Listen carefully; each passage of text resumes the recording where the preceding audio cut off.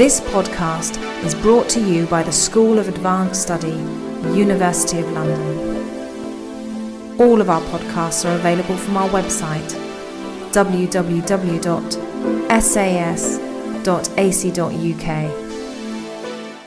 Yes.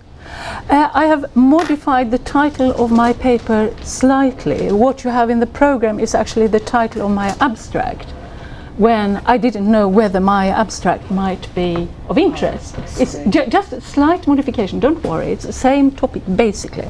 But I've tried to make the title, it's very clumsy, but it's at least informative. So the title's right on the handout, yes? On the handout it's right, yes, absolutely, and on the PowerPoint too. So I'm basically going to talk about a novel by a writer called Kerstin Ekman, but I'm also going to put it in some sort of context.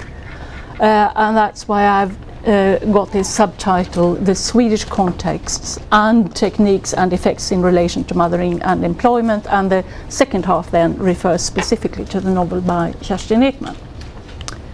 So thanks very much for inviting me and giving me this chance to air some thinking about Kerstin Ekman and the way she writes in this particular novel and its relevance to the topic of the workshop. So Sweden is known, unlike Britain, for generous provision of parental leave, and the pioneering version of the current system was launched in 1973. So does this mean then that the problems surrounding mothering and work have been resolved? Not exactly. In 2001, when the Swedish cultural magazine devoted an issue to mothering, the term that was used was Moderskap, which means motherhood, but I'm using mothering to avoid mix-ups with the institution of motherhood. The leading article in this magazine then claimed that in today's society, with its cultural values, combining mothering with a career is close to impossible. This was Sweden in 2001.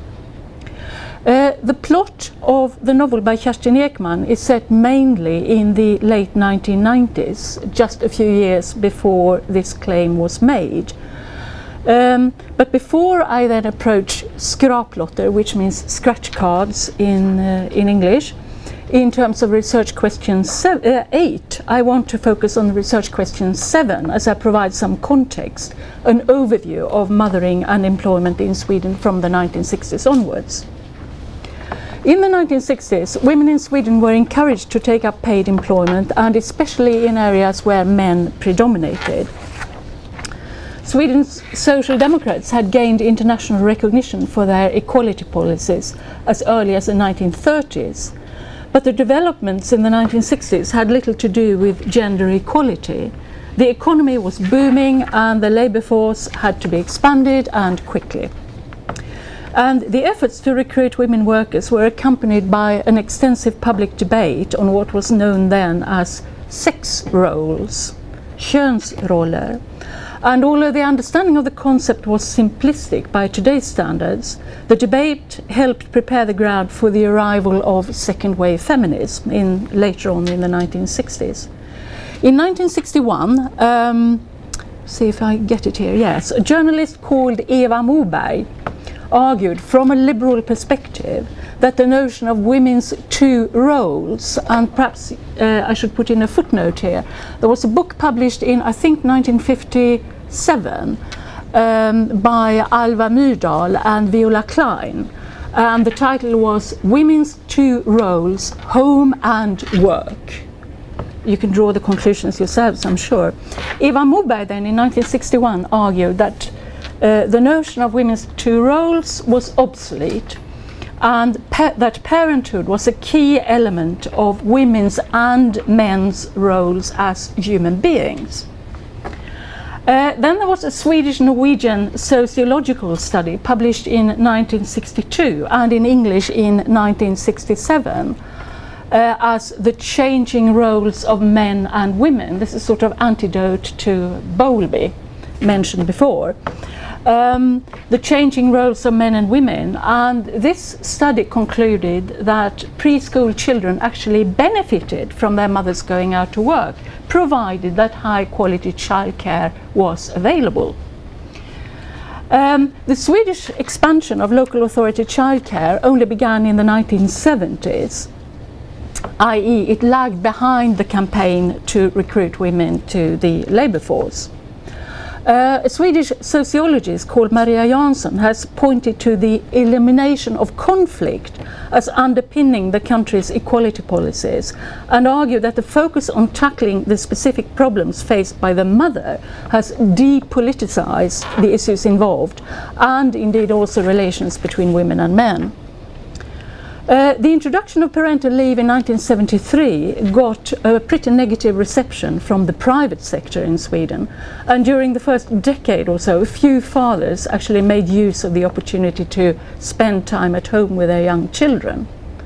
In the meantime, second-wave feminism had begun to inspire texts exploring the situations of women. A famous example is Maja Ekelöf, Rapport från en skurhink. It means report from a slop bucket.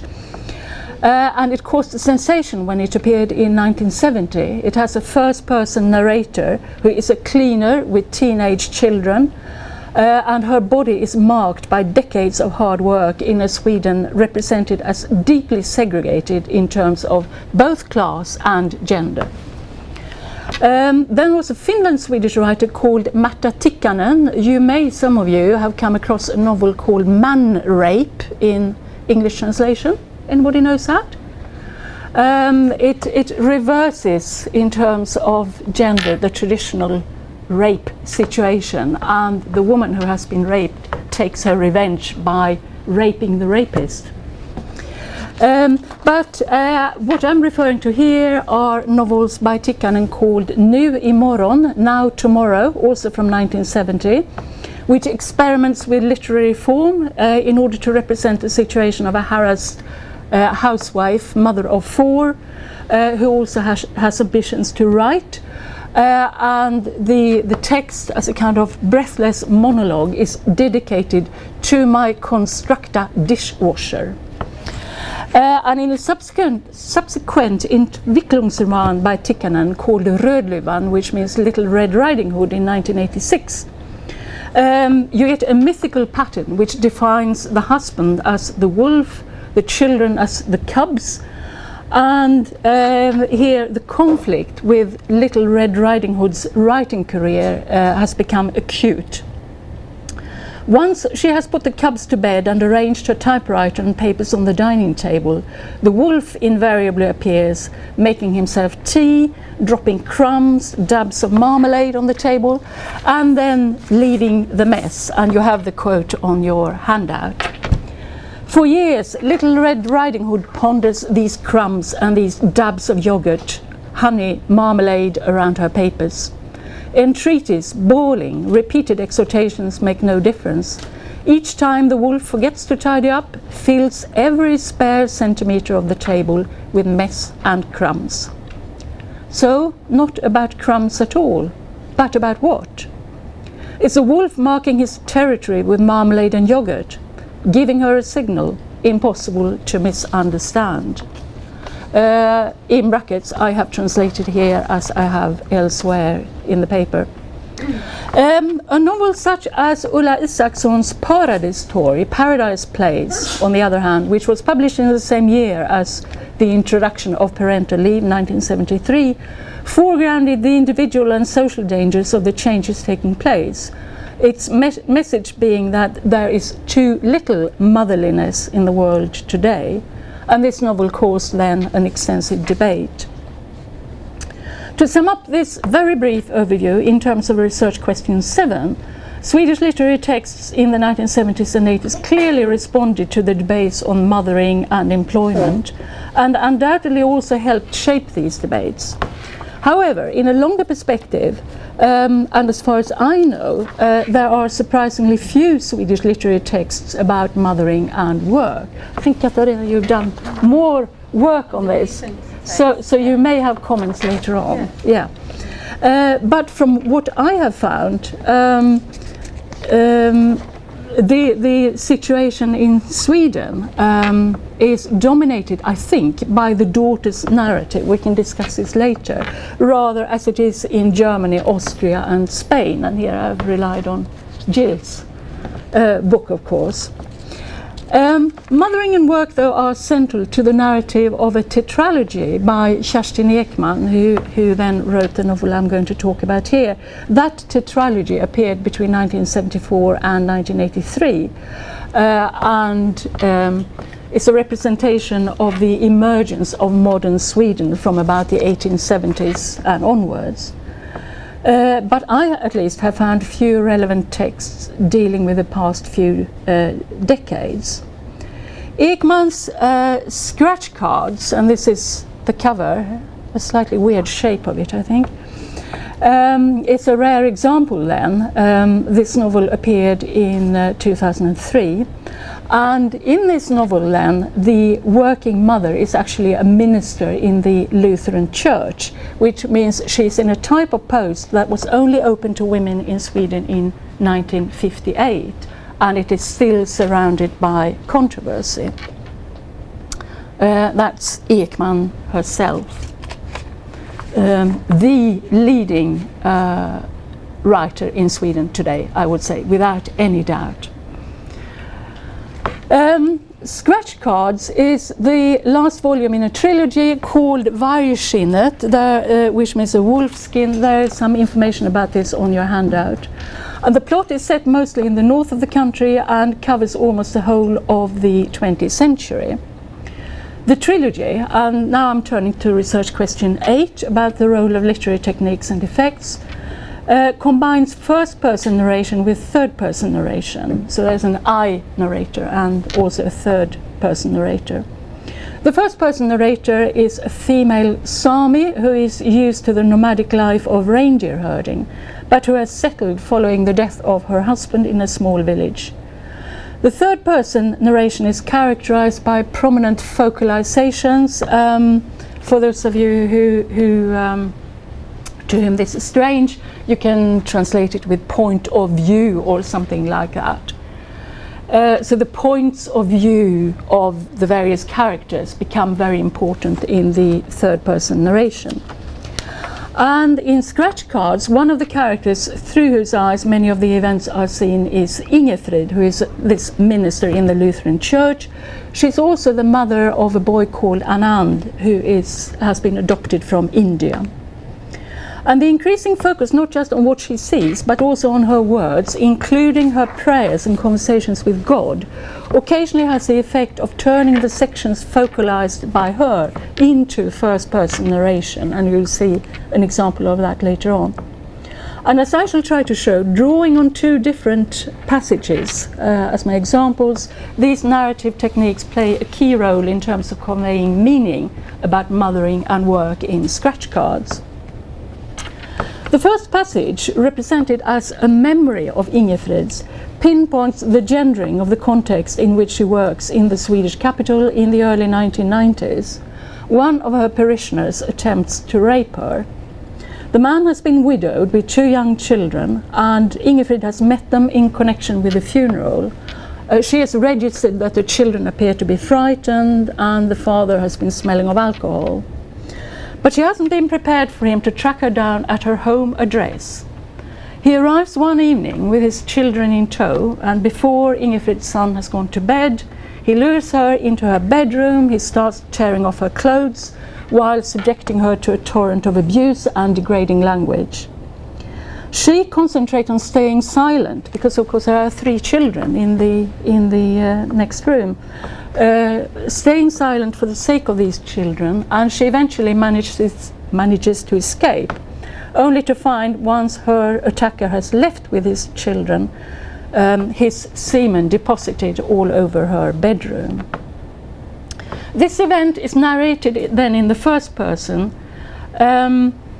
as Ingefrid's memory, and it's not directly presented as an example of the dangers of being a female minister of the church in a male-dominated society in the 1990s. It is presented rather as part of one of Ingefrid's prayers come conversations with God, a God to whom she can turn with everything in her attempts to discern an overall meaning, including then God's meaning with her recollection of her attacker at this specific point in time. But this is not a God who can be trusted to provide the meaning on a plate. This God requires her contribution, and her contribution is the coherent, explicit narrative of the attack and of her efforts to maintain at the same time a sense of normality for the sake of Anand and the attacker's children. Narrating a memory, she is of course aware that there are elements she has forgotten or rewritten, but this first-person narrative is brutally detailed, with Ingefrid's critical testing of specific terms. Was it right to say this, to use this particular expression? And this adds then to the significance of her account. Adrian Rich pointed out in 1978 that the hearing and saying of women has been able to break many a silence and taboo. But this account in scratch cards, which is close to 10 pages in length, is also presented in italics, and this in a novel where italics are otherwise reserved for occasional and very short quotations.